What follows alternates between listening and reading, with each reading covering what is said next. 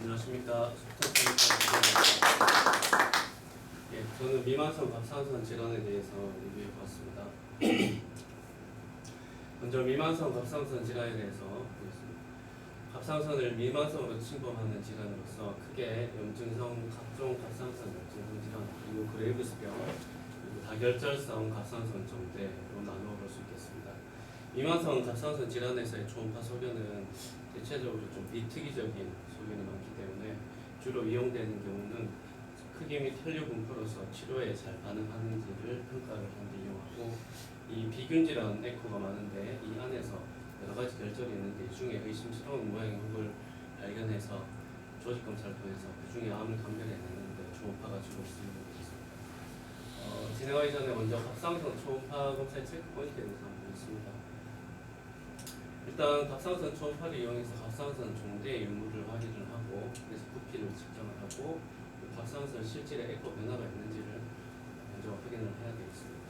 정상 크기는 이제 혁부의 두께를 기준으로 하면은 5mm 이상 넘었을 때 비대가 있는 것으로 생각하고, 갑상선의 두께 이렇게 현태를 포스트리죠. 두께로 15mm 이상이 됐을 때 갑상선 비대가 있다고 판단하시면 되겠습니다. 그리고 도플러 소너를 이용해서 퀄리테이티브, 퀀티테이티브한 평가를 하게 됩니다. 퀄리테이티브한 평가는 전체적인 갑상선 혈류량이 증가되어 있는지를 확인을 하는 것이고, 퀀티테이티브한 평가는 사이로톡시코시스가 있을 때 그레이브스병과 사이라이다이티스를 감별하는 데 주로 이용하는데, 슈페리어 또는 인페리어 사이로이드 아테리의 피크 시스톨릭 벨로시티를 측정을 펄스 웨이브 도플러를 이용해서 측정을 해서 감별하는 데 도움을 받을 수 있겠습니다. 미만성 갑상선 질환의 초음파 소견은 약간 비특이적인데, 일반적으로 이제 갑상선 비대가 나타날 수 있습니다. 정상 볼륨이 남자에서는 19.6ml, 여자에서는 17.5ml 정도인데 이 이상 되었을 때 비대가 있다고 보고, 혁부의 두께가 5mm 이상 경우에 비대가 있다고 볼 수 있겠습니다. 그리고 갑상선 실질 에코가 폴스해지는 경향이 있고요.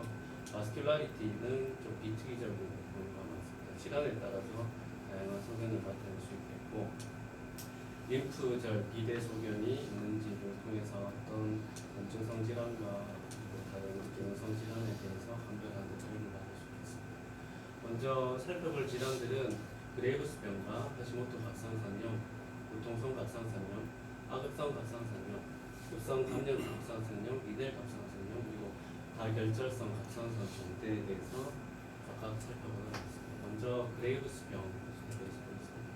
그레이브스병은 다 아시는 바와 같이 TSA 수용체의 자가수를 가진 자가 면역 질환으로서 TSH 리셉터 안티바디가 양성인 경우가 많고, 몰스코프트라이드 갑상선종 안구돌출 신계 항진 등의 증상을 참고로 하여서 진단을 할 수 있습니다. 먼저 육안적 소견을 보시겠습니다. 미만성으로 대칭적인 갑상선 비대가 보이고, 기능이 항진되어 있기 때문에 혈류량이 증가되어서 색깔이 리피 레드한 실질 색깔을 보이게 되겠습니다. 조직 소견 보시면 여지널 피즐릭 사이토플라즘이 많은 통통한 폴리큘들이 관찰이 되고, 이 갑상선 자극, 항체의 자극에 의해서 갑상선 폴리큘들이 증식을 해서 알파 플라스틱 폴리큘이 파필러리 양상으로 인폴딩, 콜로이드 내부 쪽으로 인폴딩 하면서 이렇게 증식되는 소견을 관찰할 수 있습니다. 그리고 클리어 베큐리 관찰, 폴리큘 옆에 관찰되는데, 이런 소견이 이제 갑상선 호르몬 생산이 증가되었을 때 나타날 수 있는 소견입니다. 이건 정상적인 갑상선의 조직 소견입니다. 두개 보시면 찾아볼 수 있습니다. 초음파 영상은 대체적으로 갑상선의 정대를 보이고, 갑상선 실질 에코는 정상이거나 약간 떨어지는 경향이 있습니다. 갑상선 실질 에코가 불균일하게 저하되었을 때는 활동성이 높은 경우로 생각을 하시면 되겠고, 혈류량이 증가되어 있고 갑상선 주위 또는 내부에 확장된 혈관상이 보입니다. 치료를 하고 나면 이런 혈류 신호가 정상으로 떨어지게 되겠습니다. 다른 사이로토시코시스를 보일 수 있는 갑상선 질환과 감별하기 위해서 펄스 웨이브 도플러를 이용해서 혈류를 계측을 해서 슈페리어 사이로이드 아테리의 피크 시스톨릭 벨로시티를 활용을 해서 감별하는 데 도움을 받을 수 있습니다. 그레이브스병 갑상선 종합화소변입니다. 횡단상에 보시면 미만성으로 갑상선이 대칭적으로 비대되어 있고 내부 에코가 불균질한 소변을 보이고 있습니다. 그리고 이제 중간에 파이브로틱 빔이라고 이렇게 약간 겹벽처럼 이렇게 관찰되고 있고 이 환자 같은 경우는 약간 포컬하게 하이퍼에코의 밀집들이 관찰되어서 약간 활동성이 있는 소견으로 생각할 수 있겠습니다. 또 플로를 보시면 이렇게 혈류량이 굉장히 증가되어 있는 사이로이드 인페르노 소견이라고 불리는 혈류량 증가 소견을 관찰할 수 있겠습니다. 그레이브스 병에서 이제 슈페리어 사이로이드 아테리와 인페리어 사이로이드 아테리의 피크 시스톨릭 벨로시티를 이용해서 질환 관계를 사용하는데 이렇게 카로티드 아테리어하고 이제 평행하게 슈페리어 사이로이드 아테리를 노출시켜가지고 여기서 펄스 웨이브 플로를 측정을 해서 속도를 측정을 합니다.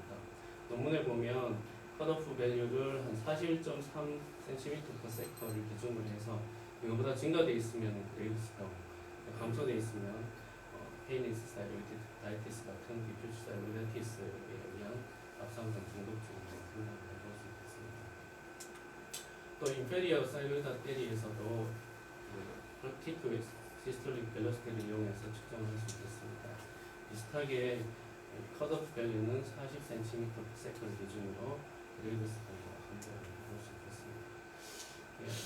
미만성 갑상선 소견이 보일 때 그레이브스병과 사이로톡시코시스를 보시는 페이니스 사이로이디티스 같은 것들을 초음파 소견으로 어떤 차이점이 있는지 한번 비교하는 표인데요. 그레이브스병 같은 경우는 볼륨이 약간 증가되어 있고 에코는 약간 떨어지는 경향이 있고 그리고 섹션은 이제 덴스 파이브로틱 빔을 동반한 디퓨전 불균질한 하이포 에코 소견을 관찰하고 있고 혈류량이 주로 증가되어 있는 소견을 보이고 피크 시스톨릭 벨로시티는 50 이상으로 측정되고 사이로이다이티스의 경우에는 볼륨이 비특이적인 소견이고 에코제네시티는 아이소에코 또는 하이포에코의 텍스처는 미만적인 불균질한 에코를 가지고 림프사이트에 인필트레이션 된 부분으로 하이포에코 소견이 관찰되는데 약간 비특이적인 소견이 있습니다. 혈류량은 약간 감소되어 있거나 증가된 경우도 있는데 증가되어 있다 하더라도 일반적인 그레이브스 병보다는 조금 적게 증가되는 것을 볼 수 있고 중요한 것은 피크 시스톨릭 벨로시티가 40 이하를 측정을 해서 감별을 하고 있고 이런 것들을 이용해서 감별하는데 진단적인 가치를 봤을 때 센시티비티가 80에서 90% 정도로 측정되고 있다는 논문이 있었습니다. 그 다음으로 이제 갑상선염에 대해서 보겠습니다. 하시모토 갑상선염 그리고 무통성 갑상선염, 아급성 갑상선염 등이 있는데 그 용어에 대해서 한번 비교하고 나눠서 보통 이제 하시모토 갑상선염이라고 우리가 알고 있는 것은 조직학적으로 얘기하면 크로닉 림포사이틱 사이로이다이티스라고 얘기를 하고 그리고 이제 무통성 갑상선염은 조직학적으로 서버큐트 림포사이틱 갑상선염이라고 얘기합니다. 포스파툼 사이로이다이티스와 페이니스 사이로이다이티스가 속하게 되어 있습니다. 그리고 아급성 갑상선염이라는 것은 그래뉼로마투스 사이로이다이티스로 서버큐트 그래뉼로마투스 사이로이다이티스와 디콜바인 사이로이다이티스와 동료가 되겠습니다. 그리고 세균성 갑상선염인 스프레티브 사이로이다이티스 또는 어큐트 사이로이다이티스로 얘기하는 것은 마이크로바이럴 인플라메이토리 사이로이다이티스가 되고 드물지만 이델 갑상선염은 인베이시브 파이브로스 사이로이다이티스라고 감별하는 방법은 일단 이상적으로 넥펜이 있는 경우에는 스캔을 사용해서 스캔상의 업데이트가 증가되어 있으면 마이크로바이얼 인플라메이토리 사이로이다이티스의 반응이 많고 감소되어 있으면 서버큐트 그래뉼로마투스 사이로이다이티스 그리고 통증이 없는 경우에는 동반된 다른 증상을 고려해서 하이퍼사이로이드한 경우에는 스캔을 시행해서 증가되어 있으면 그레이브스 디지즈 감소되어 있으면 하시모토 사이로이다이티스, 서버큐트 림프사이틱 사이로이다이티스 생각하시고 하이포 증상이 있을 경우에는 크로닉 림프사이틱 사이로이다이티스 생각하시면 되겠습니다. 넘어가겠습니다. 그래서 각각 질환에 대해서 한번 특징이 있는지 보도록 하겠습니다. 먼저 하시모토 갑상선염. 하시모토 갑상선염이 자강체로 인해서 갑상선 조직 손상을 동반한 자가 면역 질환이고 조직학적으로는 림프와 형제세포 측면으로 인해서 성이와 성분이 분출되어서 최종적으로 위축되는 중년 여성 30대에서 60대 사이에 생깁니다. 증상은 주로 통증은 없고 비만성의 갑상선 비대로 인한 경부 압박감이나 인물감 등이 나타날 수 있습니다. 유관적 소견은 그레이브스가 조금 차이가 있는데 비만성으로 비대 침적으로 약간 커져 있는데 캡슐은 인택트하고 피라미달 롭이 커져 있는 경우가 있습니다. 그리고 오래돼서 위축성 변화가 일어났을 때는 인터러블라 파이브로시스가 관찰되고 그리고 가끔 노들을 하거나 비대 침적인 경우도 있습니다. 유전학적 소견은 저배율로 봤을 때는 액티브 저미널 센터를 동반한 림포이드 폴리큐들이 관찰되고 모별로 봤을 때는 중간에 분홍색으로 보이는 퍼들셀들이 관찰되고 림파 영상은 갑상선 크기는 좀 커져 있거나 비특이적인 그런 소견을 관찰하고 파렌카이마 하이포에코제네시티를 보이는데 미만성이거나 국소적으로 이렇게 관찰되어서 마이크로노듈이라고 부르는 1에서 6mm 정도의 작은 이런 하이포에코 패치 리전들이 관찰됩니다. 그리고 염증으로 인한 성야 소견이 흔한데 이런 파이브로틱 리븐으로 인한 슈더 로블레이티드 어피어런스 관찰되고 있습니다. 혈류 소견은 질환에 따라 가지고 나타날 수 있고 인표절 비대는 항상 갑상선 염증과 관련된 거기 때문에 주로 센트럴 컴파트먼트 엘피안 노드라고 불리는 그런 갑상선 비대 소견이 있겠습니다. 엔드 스테이지에는 좀 스몰 아트로픽 글랜드 소견을 나타내게 되고 이 경우에는 마리그너시 리스크가 높으니까 캔서 발견하는데 조금 볼때 신경을 써야 되겠습니다. 먼저 하시모토 갑상선염 중에 디퓨즈 하시모토 갑상선염입니다. 이게 양역으로 해서 미만성으로 갑상선 비대가 관찰되고 있고 전반적으로 불균이랑 에코 소견을 관찰하고 있습니다. 그리고 화살표로 이렇게 표시된 부분을 보시면 마이크로노듈로 불리는 여러 개의 미세한 하이포에코 노들들이 관찰되고 있고 리니어 에코스테이션 파이브로시스로 인한 리니어 에코스테이션 소견이 관찰되고 있습니다. 도플러 소견은 약간 증가된 소견을 보입니다. 이것 또한 역시 디퓨즈 하시모토 갑상선염 소견인데 이 경우에는 갑상선 혁부에 갑상선 하이포에코 노들로 오인할 수 있는 이런 서비컬 림프노드 비대 소견이 관찰되고 있습니다. 이런 것을 델피안 림프노드라고 하는데 하시모토 갑상선염에서 흔히 관찰되고 가상상과 오인될 수 있습니다. 이 경우는 FNL을 통해서 그냥 하시모토 갑상선염이라고 진단되어 있습니다. 그리고 포칼하게 하시모토 갑상선염이 오는 경우도 있습니다. 갑상선 앞쪽으로는 전반적으로 노말 사이로이드 소견을 보이고 있지만 포스테리오 인페리어 쪽으로 경계가 불분명한 불균 질환 저에코 영역들이 관찰되고 있고 또 블러를 띄어보면 이런 불균 질환 영역 쪽으로는 갑상선 혈류량이 약간 증가하는 것을 관찰할 수 있습니다. 그리고 노들라 하시모토 갑상선염 소견입니다. 전반적으로는 미만성으로 불균 질환 에코를 보이고 약간 저에코 소견을 보이는 디퓨즈 하시모토 사이로이다이티스가 깔려있고 이 와중에 작은 모양이 비슷하게 생긴 이런 작은 노들들이 나와서 관찰되는 경우를 노듈라 하이포 하시모토 사이로이다이티스라고 말할 수 있습니다. FNL을 해보면 그냥 하시모토 사이로이다이티스로 진단이 될 수가 있어서 비슷한 노들이 쫙 깔려있는 경우에는 굳이 FNL을 시행할 필요가 없습니다. 그리고 이것도 노들라 하시모토 갑상선염 소견인데 마찬가지로 미만성의 갑상선 비대 소견이 있고 저에코 소견이 있습니다. 그 중간에 약간 하이포에코에 스몰 노들들이 비슷한 보이면서 관찰되는데 이런 경우에는 약간 하이퍼에코의 소견이기 때문에 안과 감별하기 위해서 FNA가 필요할 수도 있는 로듈라 하시모토 갑상선염 소견이 되겠습니다. 그 다음에 무통성 갑상선염 보시겠습니다.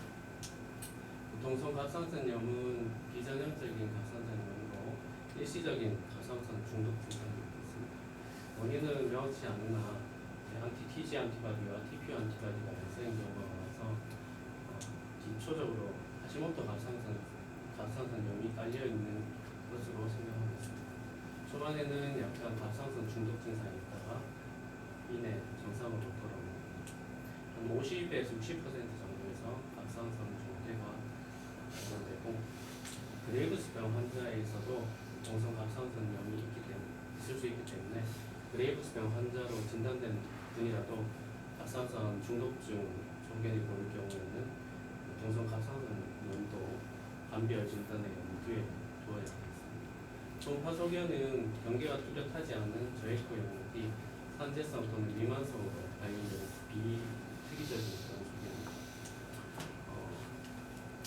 갑상선 중독 증세에는 저해코 영역으로 혈류 저하 소견이 보입니다.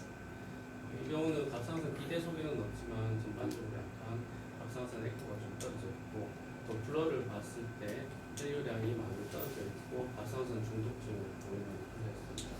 갑상선 스캔상에서 로드 섭취가 많이 떨어진 것으로와 동성 갑상선염으로 진단할 수 있는 케이스였습니다. 그리고 악업성 갑상선염 보시겠습니다. 악업성 갑상선염은 바이러스 감염과 연관이 있다고 알려져 있습니다.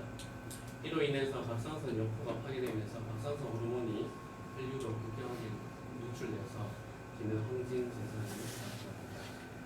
증상은 기능 항진 증상이 발열, 갑상선 종대, 그리고 국소적인 경결과 압통이 특징적인 증상이 되겠고 피검사상에서 CPR, ESR 증가되어 있는 증상이 보이겠습니다. 감별해야 될 질환은 갑상선 경부 비대가 있으면서 통증을 유발할 수 있는 급성 화농성 갑상선염 그리고 갑상선 선종이나 시스트 내로 출혈이 있으면서 갑자기 커지는 경우 그리고 아나플라스틱 사이로이드 캔서가 갑자기 커지는 경우라고 감별을 해야 되겠습니다. 초음파 소견은 좀 비특이적이고요. 갑상선의 경우에 한 종대 그리고 동통구에 일치하는 산재성이거나 국소적인 경계가 불분명한 저해코 영역이 관찰되고 치료를 하다 보면 동통을 동반하는 저해코 영역이 며칠 뒤에는 반대쪽에 다시 나타나는 크리핑 사이로이다이티스를 보이기도 합니다.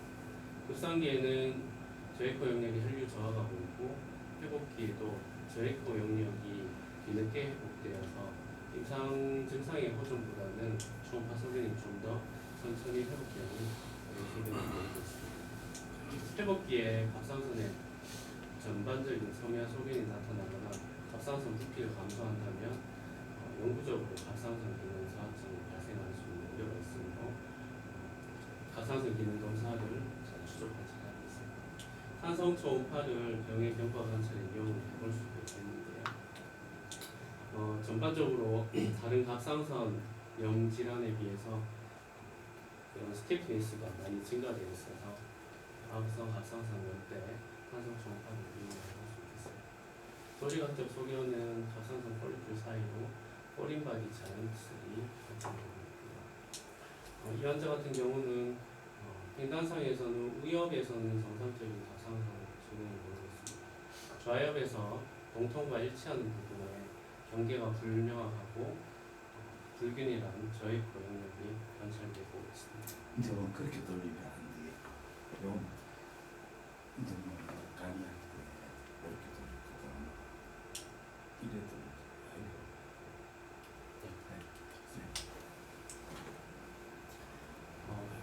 처음에 내원했을 때 갑상선 스캔상에서 동통부와 일치하는 부분으로 요오드 섭취가 떨어진 소견을 관찰할 수 있고 치료 후에 요오드 섭취가 회복되는 소견을 관찰할 수 있습니다. 또 다른 악성 갑상선염 소견입니다. 우측 갑상선 우엽 횡단상에서 경계가 불명확한 저해코 영역이 관찰되고 있고 이 부분에 도플러가 전반적으로 많이 떨어지는 소견을 관찰할 수 있습니다.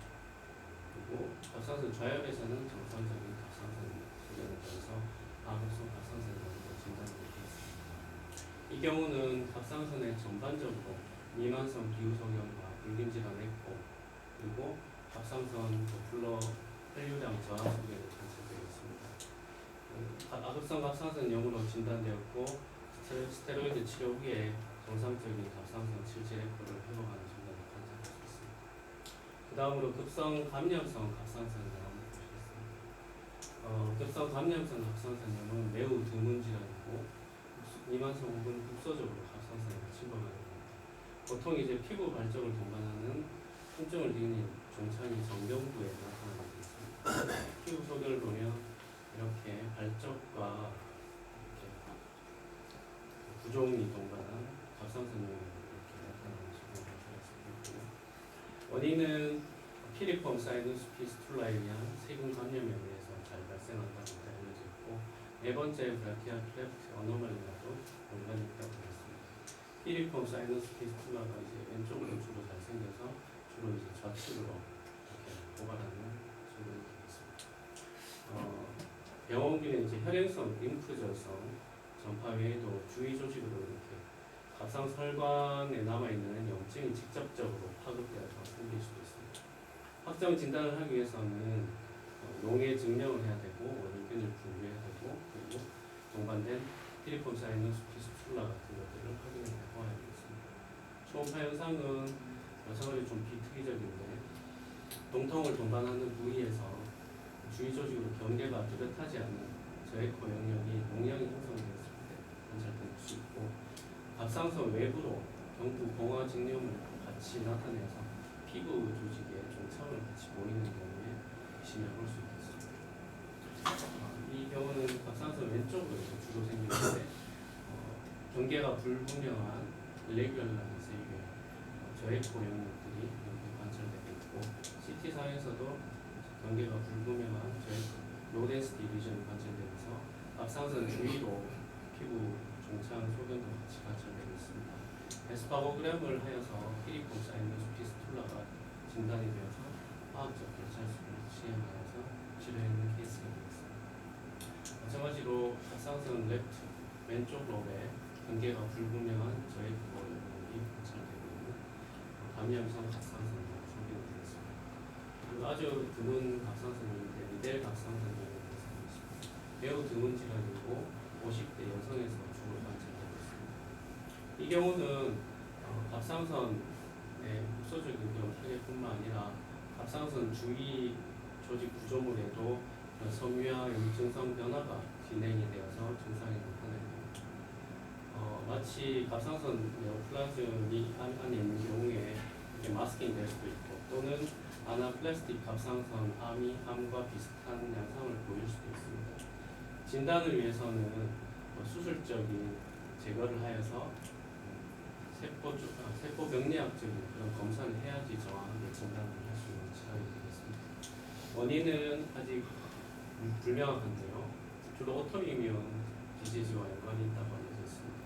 특히 IgG4가 많이 나타나기 때문에 IgG4 related systemic disease와 연관이 있다고 알려져 있고 다른 primary fibrotic disorder인 retroperitoneal fibrosis나 sclerosing cholangitis, pulmonary fibrosis의 extracervical manifestation이라는 의미가 있습니다.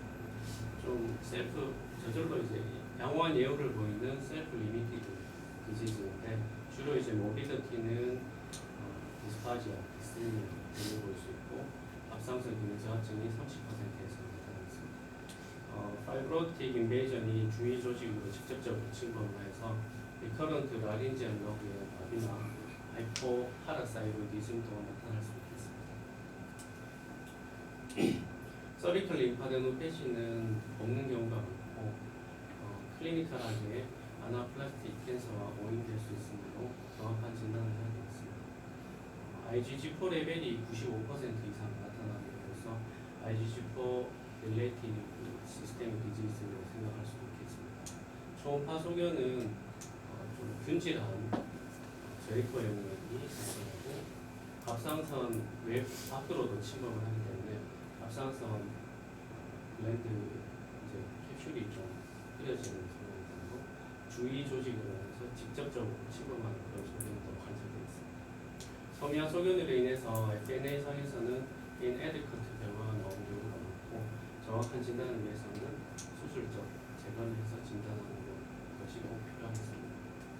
먼저 육안적 소견 보시면 스톤이 우디하다는 이런 소견이 관찰되고 있고 컷 엣지가 주로 에베스큘라하고 화이트 컬러로 보이고 있습니다. 주로 한쪽 일직선으로 나타나고 웰 서컴스트라이트나 캡슐은 이제 주위 조직으로 침범해 나가기 때문에 관찰되지 않고 주위 조직의 픽세이션 되는 소견을 보고 있습니다.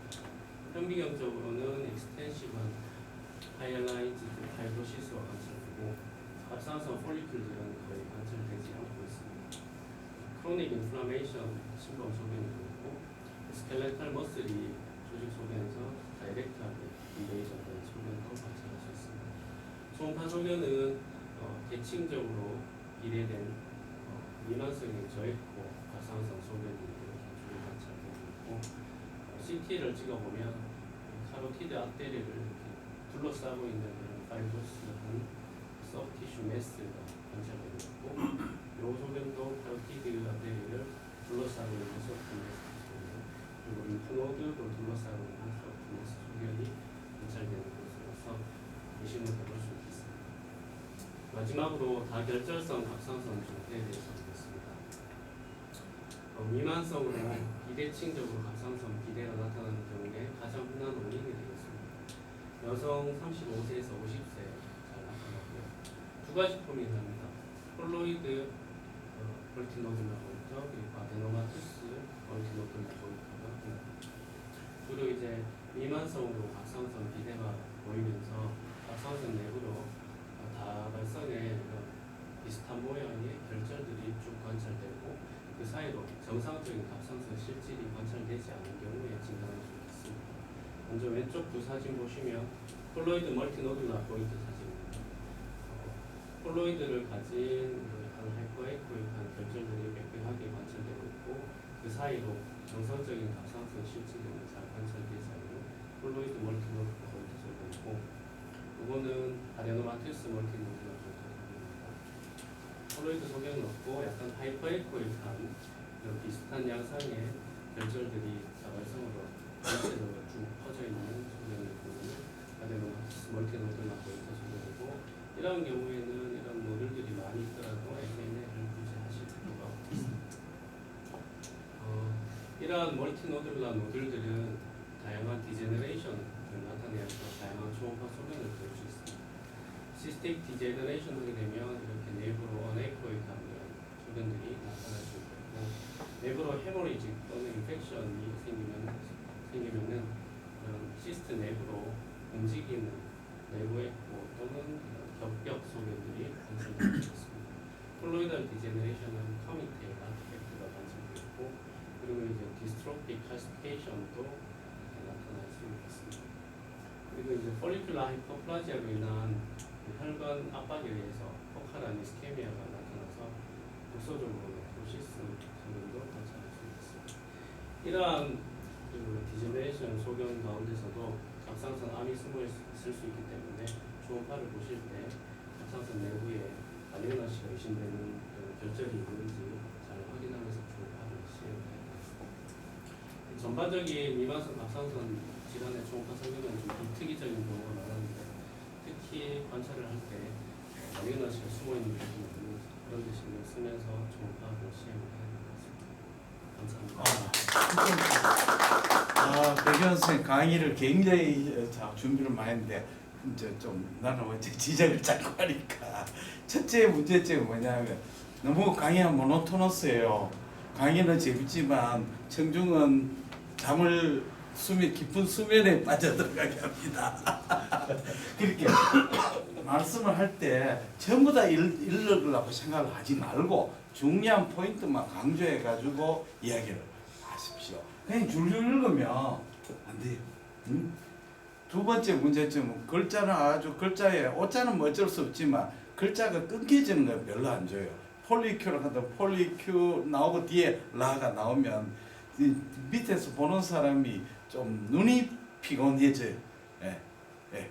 두 번째, 그러니까 단어가 꼭 칸을 안 맞춰도 이제 단어 하나는 완결시키고 하는 게 좋습니다. 강의는 모노토너스하면 안 돼요. 좀 리드미컬하게, 그 강약, 고저, 강약, 완급 이게 차례가 중요한 거는 강하게 이야기하든지 약하게 그렇게 됩니다. 그 두 가지. 그 다음에 이제 질문을 내가 또 몇 개 하겠습니다. 분명히 객석에서 못된 사람들이 질문을 넣을 거예요. 첫째, 갑상선은 왜 고에코로 보이죠?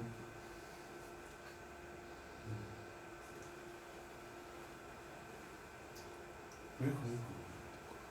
정상적인 갑상선. 그렇죠. 에코가. 그거는 왜냐하면 갑상선은 폴리큘러 앱스테리움하고 콜로이드하고 음양 계밀차가 크잖아요. 초음파 빔이 갑상선의 커넥티브 그 주위에 있는 조직을 통과하면서 폴리큘러 앱스테리움하고 콜로이드가 강한 반사를 일으키잖아요. 그 다음에 콜로이드 자체도 반사를 많이 일으키죠. 그래서 고에코로 부르죠. 그 다음에 그러면 그레임스 병원에서는 왜 그러면 제 에코가 떨어집니까? 혈류가 중과되면 에코가 더 중과 고에코로 보여도 되지 않아요? 그렇잖아요. 그렇잖아요. 왜 그러면 그렇잖아요. 왜 그런 그레임스 병은 왜 저 에코가 떨어집니까? 그레임스 병에서는 폴리클 안에 콜로이드가 진압니까 루사죠. 그렇죠. 반사가 적게 되죠. 그 다음에 바스큘라리티 증가하면 에코가 높아지겠습니까? 낮아지겠습니까? 그렇죠. 떨어지죠. 왜냐하면 초음파의 에코제는 상대적이죠. 바스큘라리티 일반적으로 높은 결절은 고에코로 보이죠. 판크레아스 인슐린호르몬은 고에코잖아요. 상대적이죠. 콜로이드의 에코가 바스큘라리티 에코보다 더 높으잖아요. 우리 키드니에서 그 키드니의 중심 에코 복합체에 그 사이너스 리포마토시스 페트가 10년이 되면 에코가 높아집니까? 낮아집니까? 낮아지죠. 중심 에코 복합체가 워낙 고에 반사가 많이 되니까 팻이 어큐뮬레이션 되면 오히려 에코가 떨어지는 거죠. 그러니까 초음파의 에코는 상대적이 아니고 절대적이 아니라 상대적입니다. 그렇죠. 그러면 갑상선의 그레이브스 병원에서 에코가 떨어지는 것은 콜로이드가 루스해지고 그 다음에 바스큘라리티가 증가되면 에코가 떨어집니다.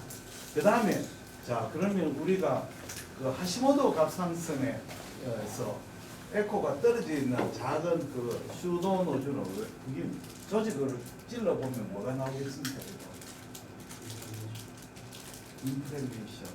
인플레메이션 중에 꼭 집어가 뭡니까? 인플레메이션 하면 뭐 그거는 다 인플레메이션이죠. 뭡니까 도대체 제일 중요한 거. 왜 제일 겁니까?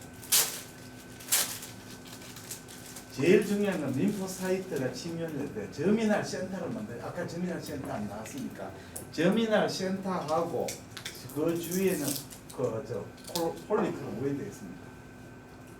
아트로픽 디스트랙션 되거든요.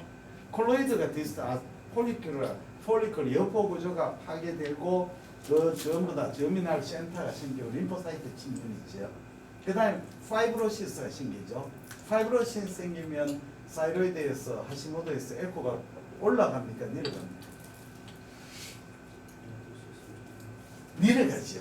콜로이드로 해결해야죠. 아주 파이브로시스가 농축이 되면 선상 고에코로 보이지만 그냥 조그마한 파이브로시스 오히려 콜로이드에 비해서 에코가 떨어지는 거죠. 그렇죠?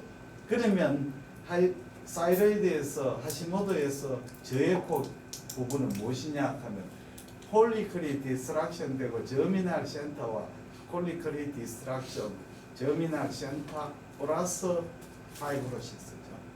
그러면 반대로 고에코 부분도 있죠. 고에코 부분 또 뭡니까?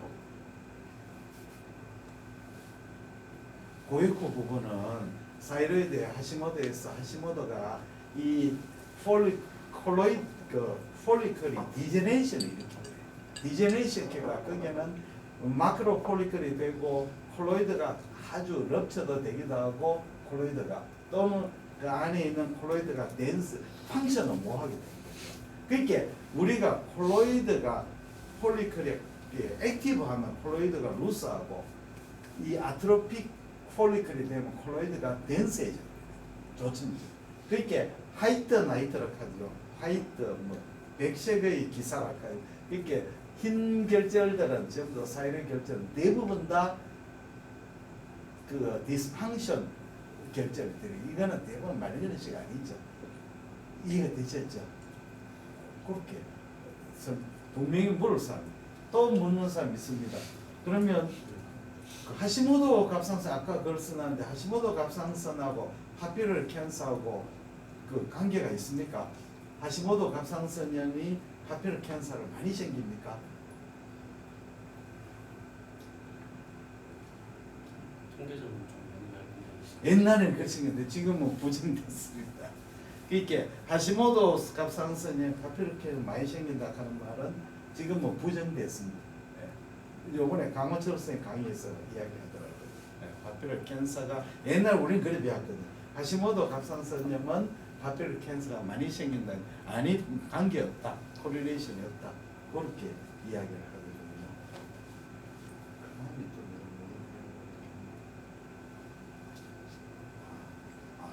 IgG relative 질환 리델스 말고 관계되는 게 리트로페토나 파이브로시스 그 다음에 또 뭐 있다 풀본의 파이브로시스 또 스크레론 콜란자이티스 또 하나 더 있는데 그렇죠. 오토이뮨 방해타이티스 예, 다그 IgG related 디지즈거든요.